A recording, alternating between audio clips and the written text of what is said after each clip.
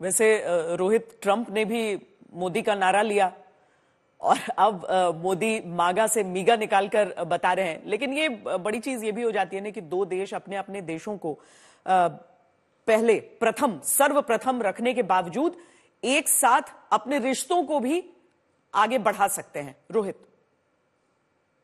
जी बिल्कुल श्वेता, ये हमें देखने को मिला और ये एक बहुत अच्छी मिसाल है। अगर आप मॉडर्न टाइम्स की बात करें, relations between two great Nations, तो किस तरह से आपके डिफरेंसेस हो सकते हैं, उसके बावजूद यू कैन वर्क टुगेदर। और जिस तरह की चीजें पिछले 15 से 18 सालों में हुई है, specially with US and India relationship, भले एडमिनिस्ट्रेशन कोई भी हो, इट शोज कि you can have differences but you can work together. फिर वो आपके जैसे आज बात हुई अबाउट टेररिज्म, या हम एआई की बात करते हैं, या हम इंडो पैसिफिक की बात करते हैं, या हम रशिया में जो वॉर चल रहा है उसे खत्म करने की बात करते हैं।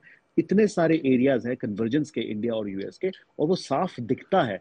और राष्ट्र सर्वोपरि की जो बात प्रधानमंत्री मोदी जी ने की है, वो again it goes about to जो अंग्रेजी में कह रहे थे during campaign, Trump America first. तो ये मोदी जी का इंडिया फर्स्ट है, और आई थिंक इसकी रिस्पेक्ट करते हैं प्रेसिडेंट ट्रंप। वो समझते हैं कि जो प्रधानमंत्री है वो इतना बड़ा देश चला रहे हैं, इतनी सारी चीजें हैं उस देश में चलाने के लिए, तो देर आर कंपल्शंस डोमेस्टिकली, और same compulsions also apply to president Donald Trump. तो आई थिंक ये अंडरस्टैंडिंग जब आ जाती है, so you can work with any to resolve any issue, और वही शायद हमें देखने को मिल रहा है। और इसलिए इतनी कॉन्फिडेंटली सबके सामने प्रधानमंत्री मोदी कह सकते हैं कि देखिए, आपके लिए आपका देश जो है वो उसको आपको ग्रेट बनाना है, और हमें हमारा देश ग्रेट बनाना है। और अगर हम दोनों मिल जाए एक साथ, तो हम दुनिया के लिए प्रोस्पेरिटी कर सकते हैं। और वो बात भी उन्होंने अपनी प्रेस कॉन्फ्रेंस में कही थी। तो ऑल इन ऑल मुझे लगता है कि this is a very very good blueprint for any other two nations जो अच्छी दोस्ती बनाना चाहते हैं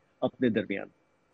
जनरल सिवाच, आप अपनी बात भी रख रहे थे तहव्वुर राणा पर, और साथ में प्रधानमंत्री की तरफ से जो इस पर कहा गया और ट्रंप की तरफ से जो बातें कही गई हैं वो आने वाले दिनों के लिए और इस हिसाब से साझेदारी की उम्मीद जगा रहे हैं, क्योंकि देश को तरक्की करनी है तो देश के दुश्मनों का अंत होना जरूरी है।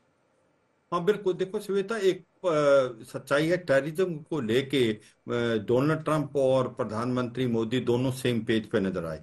जब बात आई कहीं ना कहीं डोनाल्ड ट्रंप ने साफ सुथरे शब्दों में बोला जो इस्लामिक टेररिज्म है वो उसके बिल्कुल बरखिलाफ हैं। तहव्वुर राणा जो कि 27/11 के मुंबई अटैक के अंदर इन्वॉल्व था, उसकी एक्सट्रेडिशन की प्रोसेस पूरा हो गया है, अब उसको भारत में भेजा जाएगा।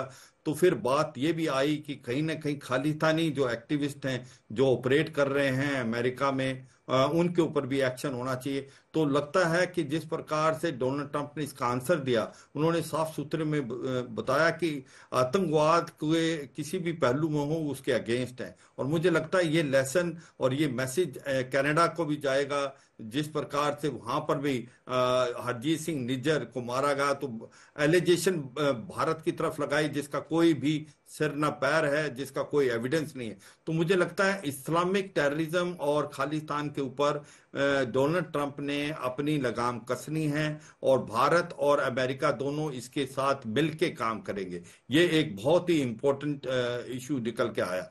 और दूसरा ये भी सच्चाई है कि भारत और अमेरिका के जो रिलेशनशिप है उसके अंदर जो बढ़ोतरी होगी, वो उसके अंदर एक बात क्वाड की भी आई थी कि जो क्वाड है वो आने वाले समय में और भी सक्रिय होगा।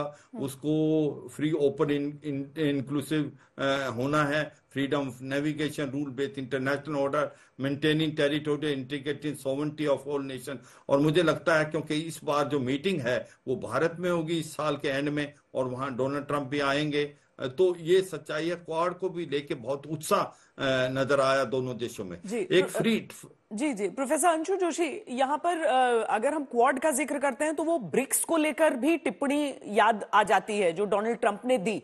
और उस ब्रिक्स में मतलब भारत एक डेलिकेट डिप्लोमेसी अपनी चला रहा है, दोनों तरफ को बैलेंस जरूर कर रहा है और हर तरफ से उतने ही सम्मान जरूर है। लेकिन अगर क्वाड की शक्ति के साथ साथ हम ब्रिक्स की को मिली धमकी भी देख लें तो इसका आकलन क्या हो जाएगा? श्वेता, बहुत अच्छे बिंदु को इस चर्चा में ले आई। क्वाड को हम सभी जानते हैं कि किस तरह से हिंद प्रशांत में न्यूट्रलिटी बनी रहे, प्रोस्पेरिटी बनी रहे।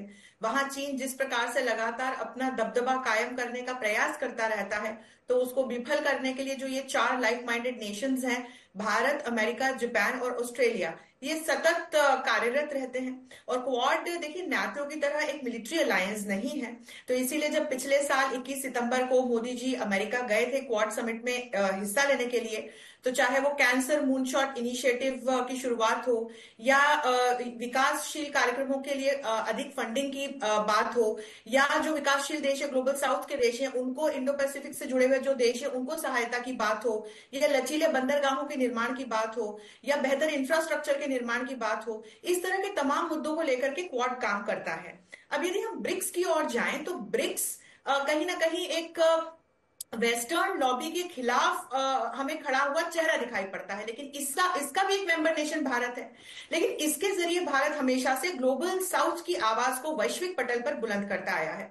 तो हम ये भारत की विदेश नीति की और भारत की स्ट्रेटेजिक ऑटोनॉमी की तारीफ करें, जिसका उपयोग करते हुए भारत ब्रिक्स का भी एक महत्वपूर्ण सदस्य है और क्वाड का भी एक महत्वपूर्ण सदस्य है। निश्चित तौर पर जब हम ब्रिक्स को देखते हैं और वहां पर हम चीन जैसे देश को एक मुख्य भूमिका में देखते हैं, तो अमेरिका के द्वारा ब्रिक्स के प्रति तीखी प्रतिक्रियाओं का आना स्वाभाविक है। और विशेषकर पिछले कुछ समय से ब्रिक्स जिस तरह से एक कॉमन करेंसी की बात करता चला आ रहा है, जो एक डॉलराइजेशन का बाजार है, जो ये वैश्विक अर्थव्यवस्था डॉलर बेस्ड है, उसको समाप्त करने की बात पुतिन भी कर रहे हैं, चीन भी कर रहा है, वो हम कहीं ना कहीं भारत से भी इस प्रकार के स्वर सुनते हैं। तो इसको लेकर के ट्रंप या हम बाय एंड लार्ज अमेरिका को देखें तो चिंतित है। तो जब हम ब्रिक्स के नेचर को देखते हैं और ब्रिक्स की जिन प्रायोरिटीज को हाल फिलहाल देखते हैं, तो वहां निश्चित तौर पर अमेरिका के कुछ हित हमको दबते हुए नजर आते हैं या उन पर चुनौती नजर आती है। तो निश्चित तौर पर ब्रिक्स के लिए तीखी प्रतिक्रियाएं अमेरिका की तरफ से आती हैं, पर भारत सफलतापूर्वक न सिर्फ क्वाड के एक महत्वपूर्ण मेंबर नेशन के रूप में